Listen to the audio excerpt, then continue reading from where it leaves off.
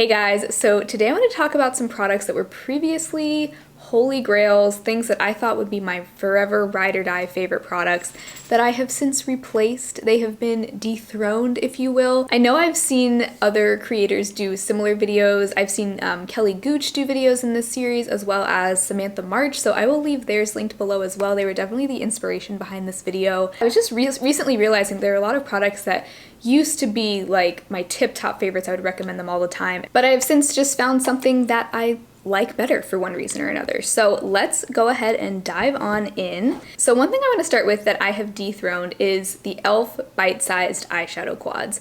In like 2020, I think that was the year that those came out, and I loved those quads. I had pumpkin pie and I had rose water.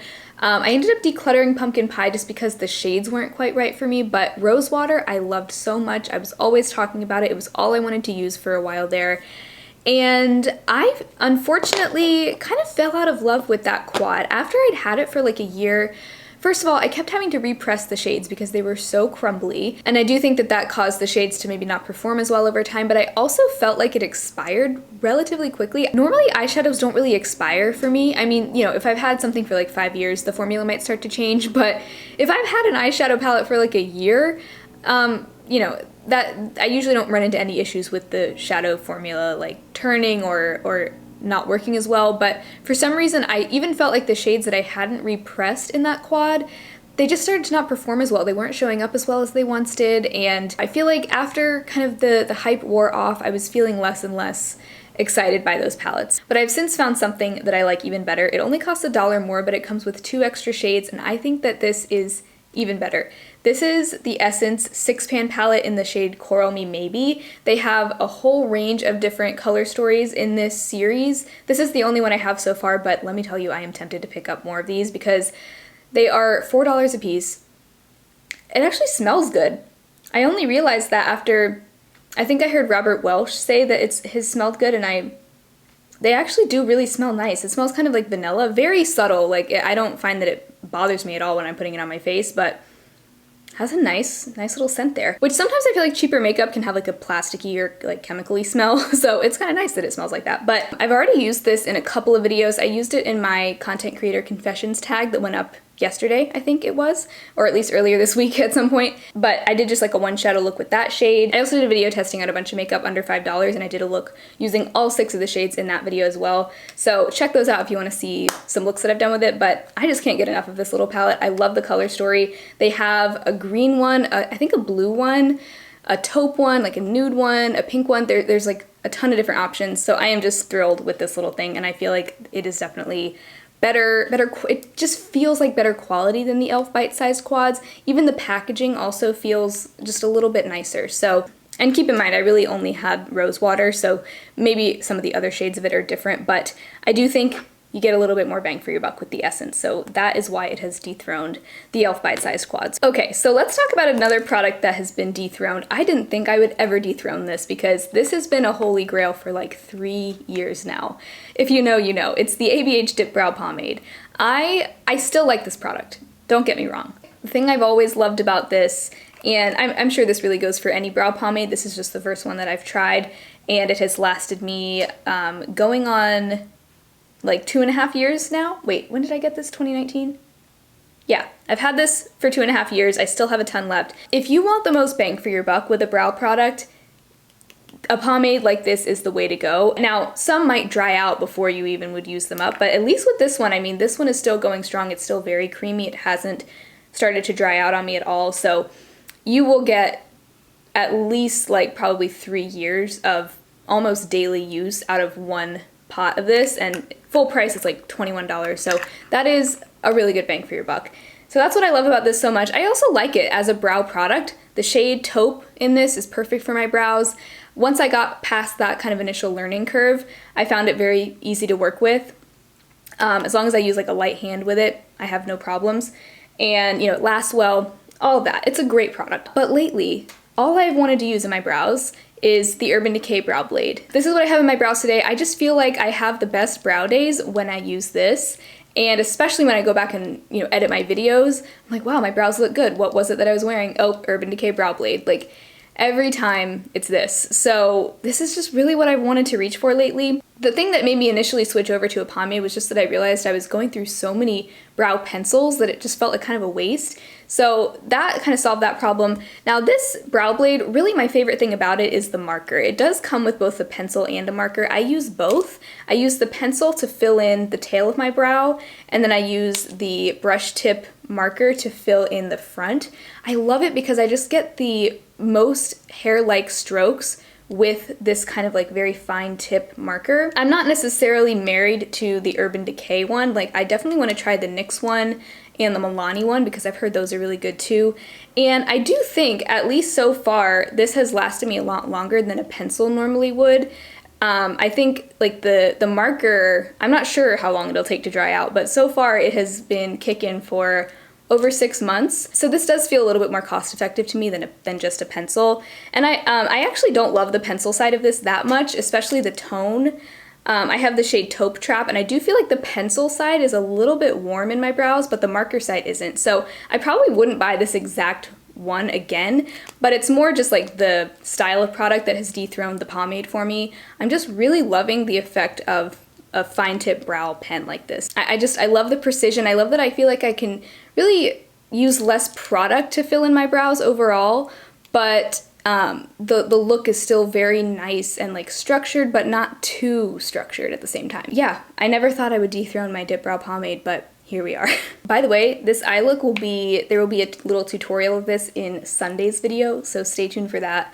I really like this eye look. It's all shimmer. There's not a single matte eyeshadow on my eyes right now, so there's your hint. All right, let's talk about a sunscreen that I've dethroned. You guys know I am a big sunscreen fanatic. I love testing out sunscreens, and I feel like I'm always finding new favorites, but I do have a big sunscreen roundup coming up soon. It'll be coming in May because April is just about over and I still need to actually like get my notes together for that video. But if you remember last year's mineral sunscreen roundup, my favorite sunscreen, this was my favorite sunscreen like all throughout last year, was the Kinship Self Reflect SPF 32 sunscreen. And I have not repurchased that yet. I used it up a while ago and I haven't gone back to it because I've found some sunscreens that I think are better, are just a better value, or that I just like better. So if you want to see what the Kinship one looks like on and everything, I can link my sunscreen video from last year below. It was the winner, so it will be the one that I shared at the end of that video. But the thing I liked so much about that sunscreen was it was very hydrating. It had a very nice glowy kind of glass skin look to it, and it wore really well under makeup. That was really mainly what I liked about it. But I've since found two that I like either equally or better. The first one is around the same price point as the Kinship if you get it on sale, which you can almost always get it on sale from Paula's Choice. This is their Defense Essential Glow Moisturizer with SPF 30. This I like better than the Kinship because it's a little bit more lightweight. I did feel like one potential downside to the Kinship one was that it was a little bit thick and you could kind of feel it on your skin even though it wasn't like super visible on your skin. This just has a little bit of a thinner texture while still having all the same properties that I like, with it being hydrating. It has a little bit of a glow to it. It even has a little bit of a very, very subtle tint similar to what the Kinship had. I mean, you almost can't even tell that there's a tint. I don't know if they intentionally am I wrong? I might be dead wrong here, but I feel like there's just a tiny bit of something to this that makes it not a stark white. Because of all that, and just because it's a little bit lighter weight while still being just as hydrating and glowy, I like this one a little bit better, I think, than the Kinship one. So that is one that has replaced the Kinship. Another one that has replaced the Kinship, if you want something that is a lot more cost effective, I am so impressed with this. This is the Pipette Mineral Sunscreen SPF 50. Now they don't specify that this is for the face specifically.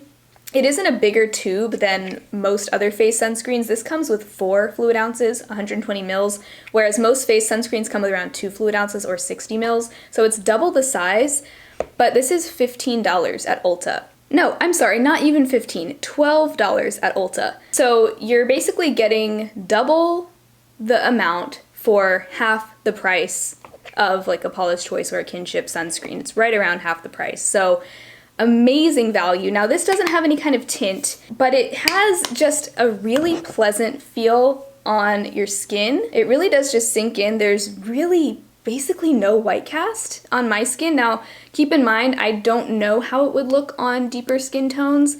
That is the downside of mineral sunscreens is, you know, your best bet is probably going to be a tinted sunscreen. But as far as mineral sunscreens go, this is really all I can ask for for a non-tinted mineral sunscreen. So I think it wears nicely under makeup. It's hydrating, but it's not super greasy or shiny or anything. It's just a really nice sunscreen. I'm pleasantly surprised. For some reason, I wasn't expecting to like this. I don't know why. So those two, I feel like now that I have these in my rotation, I don't know that I will feel the need to repurchase the Kinship. But stay tuned for my sunscreen video because there will be demos of both of these. I'll compare them. I'll be ranking like 10 or so different sunscreens in that video. So that'll be coming very soon. All right, so next up, let's talk about the Becca highlighters. I used to just go hard for Becca Champagne Pop. I loved this thing and I still do. Like there will always be a soft spot in my heart for Becca Champagne Pop. I still have the mini. I actually hit pan on it and then repressed it, so I really don't have much left of this. And this is a great highlighter. I mean, so many people love this highlighter. They do still sell it under Smashbox now. The thing I love so much about this highlighter is that it didn't have like chunky glitter in it, but it was just very smooth looking on my skin, but still pretty intense. Like this is still a pretty intense highlighter. Since then, I think at the time that this came out, this was a really unique, like one of a kind. This was like the gold standard of highlighter texture and formula. But since then, I do think that a lot of equally nice highlighters have come out and even more affordable ones. So I actually have a few kind of products that have sort of replaced this for me. First up, I'm definitely team Nabla highlighters. This is the Nabla Skin Glazing Highlighter in the shade Privilege. Definitely not like the same shade or anything, but I'm more so just talking about the formula and the finish on my skin and everything. I like this a little bit better. This is a little bit more my style now than Becca highlighters because it's just a little bit more subtle, a little bit more customizable. Like you can keep it very subtle or you can build it up, but even if you do build it up, it's still gonna look very believable on your skin, you know? So I love these. I really wanna get more shades. I'm a huge fan of that. A drugstore, or I mean drugstore, this is kind of a more expensive drugstore brand, but the Pixie highlighter duos, I find this very similar to the Becca formula. This is the Glowy Gossamer Duo in Subtle Sunrise. And I mean, this kind of golden champagne color here is very similar to the Becca Champagne Pop shade. And you'll see in the swatch that they look really similar, just in terms of how smooth and pigmented and reflective they are. And the bonus is you get 2 for 1, 2 shades in there. So there's that, and then the final one that has kind of dethroned the Becca for me is a very underrated highlighter in my opinion. This is from the brand Estate, and this is their Do Me Baked Highlighter in Lit. This is such a nice highlighter. Like, really took me by surprise. I wasn't expecting much from this. They sent this in PR a while ago. I was like, I'll try it, you know, and a lot of their products didn't wow me, so I wasn't expecting much, but this is so nice. I think a lot of people have gotten this in like an Ipsy bag or something. It's natural looking. I would almost compare it more to like the Nabla formula than anything. Like it's natural, but it still packs a punch. It looks like a very believable glow, I guess you could say. So those three have all kind of replaced the Becca for me. Don't get me wrong, I still love and still honestly do recommend Becca Champagne Pop, but it's not like the only standout highlighter anymore. Okay, so the last but certainly not least dethroned product is the Pixi Glow Mist. I loved the Pixi Glow Mist for so long. I think it was probably over 2 years. That was like my holy grail glowy setting spray. But after a while, and I think my skin type has definitely changed a little bit since I initially loved it, my skin is now more combo. In the winter, it's definitely dry, but in the spring and summer, it's combo for sure. Like I get oily in my T-zone, but I also have dry patches. It's a ton of fun to deal with combo skin, by the way. Like anybody out there who has combo skin, I feel for you, because it's like, it's one thing to have either dry or oily, but to have dry and oily at the same time, like man, that is a struggle. So anyway, because of that, the Pixi Glow Mist, it's definitely an oily product. Like there's actual oil in it that you can see. It kind of separates from the other liquid in there and you have to shake it up. So it's really not the most oily skin friendly setting spray. Like if you accidentally spray too much, which I definitely spray too much setting spray, I just can't help myself. Sometimes I just go too hard with the setting spray and it just makes your face very oily very quickly. So if you have dry skin, that is a wonderful thing to have in a setting spray, but otherwise it's a little much. So I have a new favorite. I have a new favorite glowy setting spray. I've already talked about it so much that I'm gonna be brief here, but this is the Makeup Revolution Fix and Glow Dewy Finish Setting Spray. This is so nice. It's very different from the Pixie Glow Mist. It doesn't have that oil stuff in it. It actually does have shimmer particles to it that you have to kind of shake up, but it doesn't look glittery or metallic on your skin. It just gives your skin this very soft, healthy glow. It's not over the top. If you go overboard with it and like douse your face in it like I do, you're gonna be fine. And the sprayer is nice. It has a nice even sprayer on it. It smells amazing. But it also doesn't make my skin feel tight and dry, because there are some glowy setting sprays, like the NYX Dewy Finish Setting Spray, that would kind of make my skin feel that like tight hairspray feeling, and I don't want that out of a glowy setting spray. Like, I want my skin to still feel like I can move it. Like, I don't know, I don't want to feel that weird like tightness when I move my face. I feel like it doesn't get enough hype for how good it is, so that has definitely dethroned the Pixie Glow Mist. I feel like they look similar though, like the bottles are very similar looking, just different colors, so it really does feel like this has just kicked Pixie Glow Mist to the curb and replaced it. So, okay, so that was a really fun video. I would love to hear in the comments, are there any products that you have dethroned? Products that maybe you thought would be your forever holy grail and you found something better, or just something that replaced it for you.